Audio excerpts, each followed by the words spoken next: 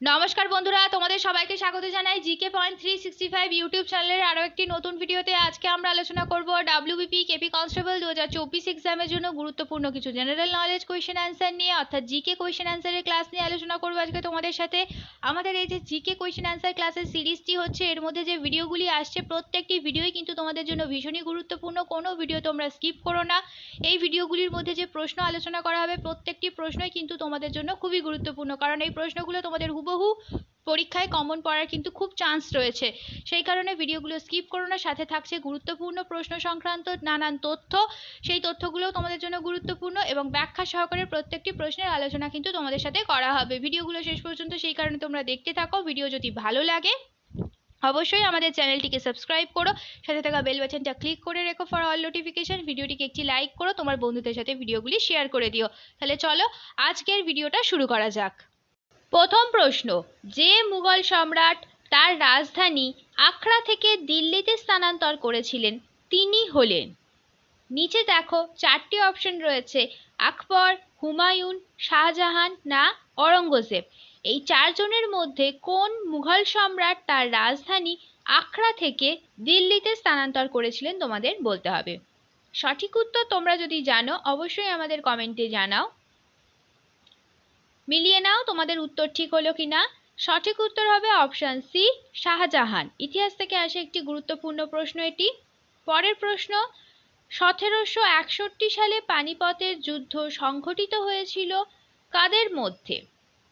আমরা সবার প্রথমে জানি 1761 সালে পানিপথের কোন যুদ্ধ সংঘটিত হয়েছিল? 1761 সালে পানিপথের তৃতীয় যুদ্ধ সংঘটিত হয়েছিল। তো এই যুদ্ধ দুটি কাদের মধ্যে হয়েছিল সেটি তোমাদের বলতে হবে। নিচে দেখো চারটি অপশন রয়েছে, কাদের মধ্যে হয়েছিল পানিপথের তৃতীয় যুদ্ধ 1761 সালে? সঠিক উত্তর হয়ে যাবে অপশন বি, মারাঠা ও আফগানের মধ্যে হয়েছিল পানিপথের তৃতীয় যুদ্ধ। এবার আমরা একটু গুরুত্বপূর্ণ তথ্য দেখে নিই। তো পানিপথের প্রথম যুদ্ধ কত সালে হয়েছিল? পানিপথের প্রথম যুদ্ধ হয়েছিল 1526 সালে। আর কাদের মধ্যে হয়েছিল? বাবর এবং ইব্রাহিম লোদির মধ্যে হয়েছিল পানিপথের প্রথম যুদ্ধ। পানিপথের দ্বিতীয় যুদ্ধ হয়েছে 1556 সালে, আর এটি হয়েছে আকবর এবং হিমুর মধ্যে। পরের প্রশ্ন দেখি, ভারতের বৃহত্তম বন্যপ্রাণী অভয়ারণ্য কোথায় অবস্থিত? ভারতের বৃহত্তম ওয়াইল্ড লাইফ স্যাংচুয়ারি কোথায় অবস্থিত তোমাদের বলতে হবে। তোমরা সঠিক উত্তর আমাদের কমেন্টে জানানোর চেষ্টা করো। প্রশ্ন চলাকালীন তোমরা সঠিক উত্তর করার চেষ্টা করো, এর মাধ্যমে তোমাদের খুব ভালো কিন্তু একটা প্রিপারেশন হয়ে যাবে। ভিডিওটা তোমরা একটু স্কিপ না করে শেষ পর্যন্ত দেখতে থাকো। ভিডিওতে অনেক তথ্য রয়েছে, প্রত্যেকটি প্রশ্নের গুরুত্বপূর্ণ যে তথ্যগুলো সেগুলো তোমাদের সাথে আমরা আলোচনা করে দেওয়ার চেষ্টা করছি। প্রত্যেকটি তথ্যই কিন্তু তোমাদের জন্য গুরুত্বপূর্ণ, তথ্যগুলো তোমরা কিন্তু একটু স্কিপ করবে না। সাথে প্রত্যেকটি প্রশ্ন কিন্তু তোমাদের জন্য বাছাই করা প্রশ্ন, একটু স্কিপ না করে তোমরা ভিডিওটা শেষ পর্যন্ত দেখতে থাকো। ভারতের বৃহত্তম বন্যপ্রাণী অভয়ারণ্য গুজরাটে অবস্থিত। অপশন সি হয়ে যাবে সঠিক উত্তর। গুজরাটের কচ্ছ রণে আছে ভারতের বৃহত্তম বন্যপ্রাণী অভয়ারণ্য। পরের প্রশ্ন দেখি, ভারতীয় চলচ্চিত্র গান্ধী কোন বছরে শ্রেষ্ঠ চলচ্চিত্রের জন্য একাডেমি পুরস্কার জিতেছে? একাডেমি পুরস্কার অর্থাৎ অস্কার জিতেছে ভারতীয় চলচ্চিত্র গান্ধী। এই ছবিটি কোন বছরে জিতেছে সেটা তোমাদের বলতে হবে। সঠিক উত্তর হয়ে যাবে অপশন বি, 1983 সালে গান্ধী এই চলচ্চিত্রটির জন্য একাডেমি পুরস্কার জিতেছে। গান্ধী চলচ্চিত্রের জন্য একাডেমি পুরস্কার জিতেছিলেন তিনি হলেন ভানু আথাইয়া।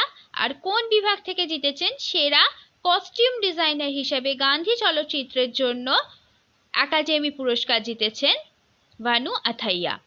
পরের প্রশ্ন দেখি, আন্তর্জাতিক ন্যায় বিচার আদালতের সদর দপ্তর কোথায় অবস্থিত? আইসিজে অর্থাৎ ইন্টারন্যাশনাল কোর্ট অফ জাস্টিসের সদর দপ্তর কোথায় অবস্থিত? চারটি অপশন রয়েছে, সঠিক উত্তর কোনটি হয়ে যাবে? সঠিক উত্তর হয়ে যাবে অপশন বি, দ্য হেগ, নেদারল্যান্ডসে অবস্থিত। তো দ্য হেগে রয়েছে আন্তর্জাতিক ন্যায় বিচার আদালতের সদর দপ্তর, ইন্টারন্যাশনাল কোর্টস অফ জাস্টিসের সদর দপ্তর অবস্থিত দ্য হেগ, নেদারল্যান্ডসে। এবার আমরা কিছু গুরুত্বপূর্ণ সংস্থার সদর দপ্তর সম্পর্কে জেনে নেব। বিশ্ব ব্যাংকের সদর দপ্তর আছে ওয়াশিংটন ডিসিতে, ইউনেস্কোর সদর দপ্তর আছে প্যারিসে, ইউনিসেফের সদর দপ্তর আছে নিউ ইয়র্কে, ডব্লিউটিওর সদর দপ্তর আছে জেনেভায়, হু এর সদর দপ্তর আছে জেনেভায়। পরের প্রশ্ন দেখি, প্রতি বছর আন্তর্জাতিক মানবাধিকার দিবস পালন করা হয় কবে? ভিভিআই একটি প্রশ্ন, প্রতি বছর আন্তর্জাতিক মানবাধিকার দিবস কবে পালন করা হয় তোমাদের বলতে হবে। তোমরা সঠিক উত্তর আমাদের কমেন্টে জানানোর চেষ্টা করো, মিলিয়ে দেখে নাও তোমাদের উত্তর ঠিক হলো কিনা। সঠিক উত্তর হয়ে যাবে অপশন এ, 10ই ডিসেম্বর আন্তর্জাতিক মানবাধিকার দিবস পালন করা হয়। পরের প্রশ্ন দেখি, ভারতের কোন রাজ্যকে উদীয়মান সূর্যের দেশ বলা হয়? ইম্পর্টেন্ট একটি প্রশ্ন, ভারতের কোন রাজ্যকে উদীয়মান সূর্যের দেশ বলা হয়? সঠিক উত্তর হয়ে যাবে অপশন এ, অরুণাচল প্রদেশ রাজ্যকে উদীয়মান সূর্যের দেশ বলা হয়ে থাকে। এবার আমরা কিছু গুরুত্বপূর্ণ দেশের উপনাম দেখে নিই। এই যে তথ্যগুলো তোমাদের সাথে আমরা আলোচনা করছি, এই তথ্যগুলো তোমাদের জন্য কিন্তু ভীষণই গুরুত্বপূর্ণ। একটু স্কিপ না করে তথ্যগুলোকে খাতাতে নোট ডাউন করে ভালোভাবে তৈরি করে নাও। এই তথ্যগুলো থেকে কিন্তু তোমাদের এক্সামে প্রশ্ন আসতেই পারে। শান্ত সকালের দেশ বলা হয় কোরিয়াকে, পান্নার দ্বীপ বলা হয় আয়ারল্যান্ডকে, পবিত্র ভূমি বলা হয় প্যালেস্টাইনকে, আগুনের দ্বীপ বলা হয় আইসল্যান্ডকে, বসন্তের দ্বীপ বলা হয় জামাইকাকে, নীল আকাশের দেশ বলা হয় মঙ্গোলিয়াকে। পরের প্রশ্ন দেখি এবার, স্বাধীন ভারতের প্রথম গভর্নর জেনারেল কে ছিলেন? স্বাধীন ভারতের প্রথম গভর্নর জেনারেল ছিলেন, অপশন বি হয়ে যাবে সঠিক উত্তর, রাজা গোপালাচারী। পরের প্রশ্ন দেখি, পৃথিবীর দ্বিতীয় বৃহত্তম ম্যানগ্রোভ অরণ্য পিচাভারাম ভারতের কোন রাজ্যে অবস্থিত? ভিভিআই করো প্রশ্নটিকে, ভিভিআই একটি প্রশ্ন, ভারতের দ্বিতীয় বৃহত্তম ম্যানগ্রোভ অরণ্য পিচাভারাম ভারতের কোন রাজ্যে অবস্থিত? ভূগোল থেকে আসা একটি খুবই গুরুত্বপূর্ণ প্রশ্ন। সঠিক উত্তর হয়ে যাবে অপশন ডি, তামিলনাড়ুতে অবস্থিত পৃথিবীর দ্বিতীয় বৃহত্তম ম্যানগ্রোভ অরণ্য। পৃথিবীর প্রথম বৃহত্তম ম্যানগ্রোভ অরণ্য কোনটি? সঠিক উত্তর তখন হয়ে যাবে সুন্দরবন, যেটি আছে ভারত আর বাংলাদেশে অবস্থিত।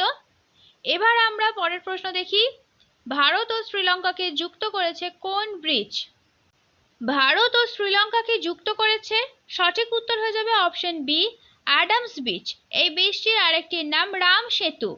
পরের প্রশ্ন দেখি, সোন নদীর উৎপত্তিস্থল কোথায়? ভূগোল থেকে আসা আরও একটি গুরুত্বপূর্ণ প্রশ্ন, সোন নদীর উৎপত্তিস্থল কোথায়? সঠিক উত্তর হয়ে যাবে অপশন বি, অমরকন্টক। সোন নদীর উৎপত্তিস্থল হলো অমরকন্টক। এবার আমরা কিছু গুরুত্বপূর্ণ নদীর উৎপত্তিস্থল দেখে নিই। গোদাবরীর উৎপত্তিস্থল হলো ত্রিম্বক পর্বত, কাবেরীর উৎপত্তিস্থল ব্রহ্মগিরি শৃঙ্গ, গঙ্গার উৎপত্তিস্থল গঙ্গোত্রী হিমবাহ, মহানদীর উৎপত্তিস্থল সিয়াওয়ারা উচ্চভূমি, তাপ্তির উৎপত্তিস্থল মহাদেব পর্বত, নর্মদার উৎপত্তিস্থল অমরকন্টক শৃঙ্গ, ব্রহ্মপুত্রের উৎপত্তিস্থল চেমায়ুংদুং হিমবাহ। পরের প্রশ্ন, নিম্নের কোনটি ফিক্সড ক্যাপিটাল নয়? চারটি অপশন রয়েছে, যন্ত্রপাতি, মেশিন, অর্থ না বিল্ডিং, কোনটি ফিক্সড ক্যাপিটাল নয়? সঠিক উত্তর হয়ে যাবে অপশন সি, অর্থ অর্থাৎ মানি, এটি কোনো ফিক্সড ক্যাপিটাল নয়। পরের প্রশ্ন দেখি, নিউটনের প্রথম সূত্র যে নামে পরিচিত? নিউটনের প্রথম সূত্র কি নামে পরিচিত তোমাদের বলতে হবে। সঠিক উত্তর তোমরা যদি জানো তাহলে অবশ্যই কিন্তু আমাদের কমেন্টে তোমরা উত্তরটা জানাও। তোমরা উত্তরটা মিলিয়ে দেখে নাও তোমাদের করা উত্তরটা ঠিক হলো কিনা। নিউটনের প্রথম সূত্র ল অফ ইনার্টিয়া, অপশন সি হয়ে যাবে সঠিক উত্তর। পরের প্রশ্ন, পিত্ত উৎপন্ন হয় কোথা থেকে? পিত্ত উৎপন্ন হয় কোথা থেকে? অপশন এ হবে সঠিক উত্তর, লিভার থেকে। পরবর্তী প্রশ্ন, নিম্নের কোনটি কানেকটিভ টিস্যু নয়? কানেকটিভ টিস্যু নয় নিম্নের কোনটি? চারটি অপশন রয়েছে, হাড়, রক্ত, ত্বক না কার্টিলেজ। কোনটি কানেকটিভ টিস্যু নয়? সঠিক উত্তর হবে অপশন সি, ত্বক। ত্বক হলো এপিথেলিয়াল টিস্যু। পরের প্রশ্ন দেখি, national stop diarrhoea campaign 2024 launch করলেন কে? ইম্পর্টেন্ট একটি প্রশ্ন, কারেন্ট অ্যাফেয়ার্স টপিকের মধ্য থেকে আসা। সঠিক উত্তর হয়ে যাবে অপশন ডি, জে.পি. নাড্ডা। পরের প্রশ্ন, 53তম জিএসটি কাউন্সিল মিটিং অনুষ্ঠিত হলো কোথায়? আরও একটি গুরুত্বপূর্ণ প্রশ্ন, 53তম জিএসটি কাউন্সিল মিটিং অনুষ্ঠিত হলো, অপশন ডি হবে সঠিক উত্তর, নিউ দিল্লিতে। পরের প্রশ্ন, ন্যাশনাল অ্যান্টি ডোপিং এজেন্সি নাডা এর দ্বারা পুনরায় সাসপেন্ড হলেন কে? সঠিক উত্তর হবে option D, Bajrang Punia. National anti doping agency অর্থাৎ নাডার দ্বারা পুনরায় সাসপেন্ড হলেন। পরের প্রশ্ন, স্প্যানিশ গ্র্যান্ড প্রিক্স 2024 জিতলেন কোন কার রেসিং এর কার ড্রাইভার? সঠিক উত্তর হয়ে যাবে option C, Max Verstappen. Car racing এর জন্য স্প্যানিশ গ্র্যান্ড প্রিক্স 2024 অ্যাওয়ার্ড জিতলেন। পরের প্রশ্ন, আজাদ হিন্দ ফৌজের দায়িত্ব নেতাজির হাতে তুলে দিয়েছিলেন কে? সঠিক উত্তর হবে অপশন এ, রাসবিহারী বোস। পরের প্রশ্ন, পণ্ডিত ভীমসেন যোশী নিচের কোন ক্ষেত্রের সঙ্গে যুক্ত? ভীমসেন যোশী ইনি কোন ক্ষেত্রের সঙ্গে যুক্ত? নৃত্য, সঙ্গীত, ছোট গল্পকার না উপন্যাস? কিসের সাথে পণ্ডিত ভীমসেন যোশী যুক্ত? সঠিক উত্তর হবে অপশন বি, সঙ্গীতের সাথে পণ্ডিত ভীমসেন যোশী যুক্ত। শেষ হলো আজকের ভিডিও। আজকের পর্বে আমরা আলোচনা করলাম ডাব্লিউবিপি কেপি কনস্টেবল 2024 এক্সামের জন্য গুরুত্বপূর্ণ কিছু জেনারেল নলেজ কোয়েশ্চেন আনসার নিয়ে। যে জিকে প্রশ্নগুলো আমরা আলোচনা করলাম সেই প্রত্যেকটি প্রশ্নই কিন্তু তোমাদের জন্য ভীষণই গুরুত্বপূর্ণ, সেই কারণে একটু স্কিপ না করে শেষ পর্যন্ত তোমরা ভিডিওটা দেখো। ভিডিওটা যদি ভালো লাগে তাহলে অবশ্যই কিন্তু আমাদের চ্যানেলটিকে তোমরা সাবস্ক্রাইব করো, সাথে ভিডিওটিকে একটি লাইক করো, তোমার বন্ধুদের সাথে কিন্তু ভিডিওটি শেয়ার করতে ভুলো না। এই গুরুত্বপূর্ণ ভিডিওটা তোমার বন্ধুদের সাথেও শেয়ার করো এবং আমাদের কমেন্টে জানাও ভিডিও তোমাদের কেমন লাগলো। আর প্রশ্ন চলাকালীন সঠিক উত্তর তোমরা ভিডিওর কমেন্টে জানানোর অবশ্যই চেষ্টা করো, তার মাধ্যমে কিন্তু তোমাদের খুব ভালো একটা প্রশ্নের উত্তরগুলো তৈরি হয়ে যাবে এবং তোমরা বুঝতে পারবে তোমাদের কতটা তৈরি হলো এবং তোমরা কে কত স্কোর করছো, এটাও কিন্তু তোমরা আমাদের কমেন্টে জানাবে।